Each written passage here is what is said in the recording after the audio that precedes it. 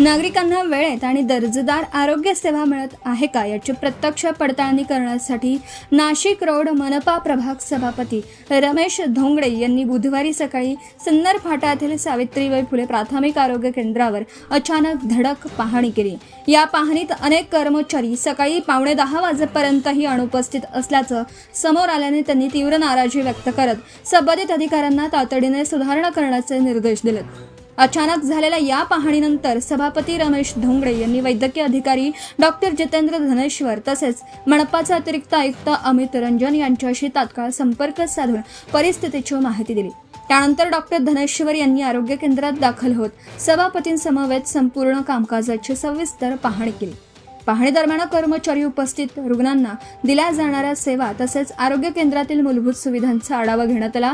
अनेक कर्मचाऱ्यांच्या उशिरा हजेरीची नोंद करण्यात आली तसेच आरोग्य केंद्रात नागरिकांना भेडसावणाऱ्या काही अडचणींची निदर्शनास आल्याने त्यावर तातडीने उपाययोजना करण्याचे निर्देश देण्यात आले।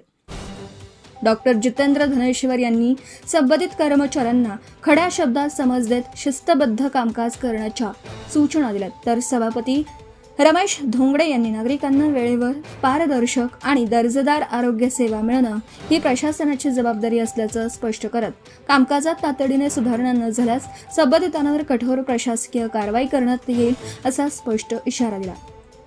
या पाहणीवेळी सामाजिक कार्यकर्ते श्याम गोहाड आणि प्रशांत बारगळ उपस्थित होते। अचानक झालेल्या या तपासणीमुळे आरोग्य केंद्रातील कर्मचारी वर्गात एकच खळबळ उडाली असून नागरिकांनी या कारवाईचं स्वागत केलं आहे। 9:10 सावित्रीबाई फुले प्राथमिक आरोग्य केंद्र सिन्नर फाटा या ठिकाणी अचानक भेट दिलेली असताना कर्मचाऱ्यांपासून सर्वांचा वेळ 9 वाजेचा असतानाही 9:15 झाले तरी त्या ठिकाणी 2च कर्मचारी आढळून आले आणि बाकीचे त्या ठिकाणी कोणी उपलब्ध झालं नाही। तर मी लगेच ताबडतोब त्या ठिकाणी पहिला डॉक्टर धनेश्वरांना फोन केला, त्यानंतर अमित रंजन अतिरिक्त आयुक्त यांना फोन केल्यानंतर त्या ठिकाणी धनेश्वर सरसुद्धा आले आणि त्या ठिकाणी पाहणी केलेली असताना त्या ठिकाणी अनेक कर्मचारी वेळेत हजर झालेल्यांना आढळून आले, आम्हाला गैरहजर होते।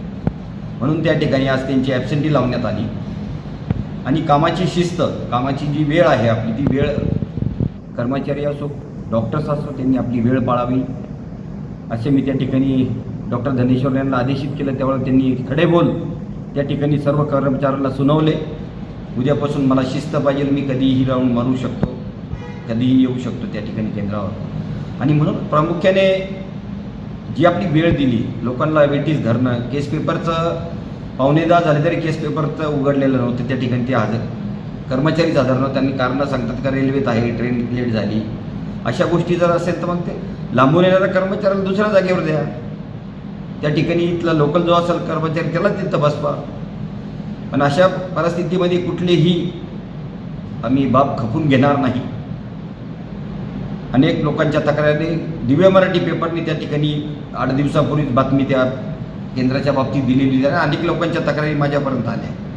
त्याच्यामुळे आज सकाळीच अचानक त्या ठिकाणी भेट दिलेली असताना याच्या त्रुटी सगळ्या आढळून आल्या।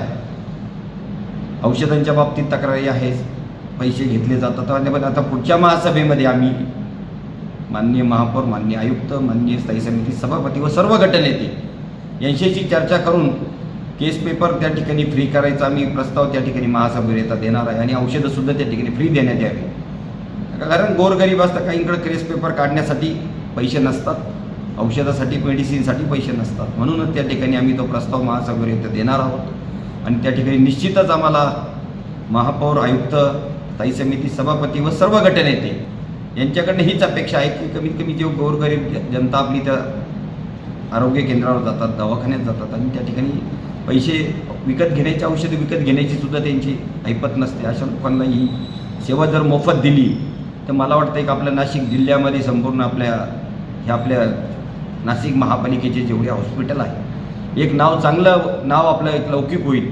आणि मला तीच अपेक्षा आहे की आपल्याला जास्तीत जास्त रुग्णसेवा, चांगली सेवा कशी देता येईल त्या ठिकाणी कर्मचाऱ्यांना सुद्धा त्यांना माझं सांगणं आहे की आपण आपल्या वेळेत या आणि नागरिकांना वेटीस धरू नका। म्हणूनच आज त्या सावित्रीबाई फुले प्राथमिक आरोग्य केंद्र सिन्नर फाटा भेट दिली असताना 8 कर्मचारी वेळेत हजर नसते. 2च कर्मचारी त्या ठिकाणी हजर होते. 10 वाजले तरी कर्मचारी येत होते. म्हणजे अशी परिस्थिती असताना जर एक तास जर लोकांना वेटीस धरायचं तर मग ते आपली कामाची जबाबदारी झटकता असं वाटायला लागलं. म्हणून त्या ठिकाणी डॉक्टर धनेश्वर आले. धनेश्वरांनी ताबडतोब प्रशासनाच्या वतीनं सगळ्यांना आदेशित केलं आणि सर्वांना सांगितलं की आपण आपल्या नोकरीशी प्रामाणिक राहा. मला काही कसूर जर आढळला तर त्या ठिकाणी मी कोणाचीही गय केली जाणार नाही असं त्या ठिकाणी आम्ही प्रामुख्याने आमच्या निदर्शनात आलं. धन्यवाद. Subscribe now and press the bell icon. Never miss an update.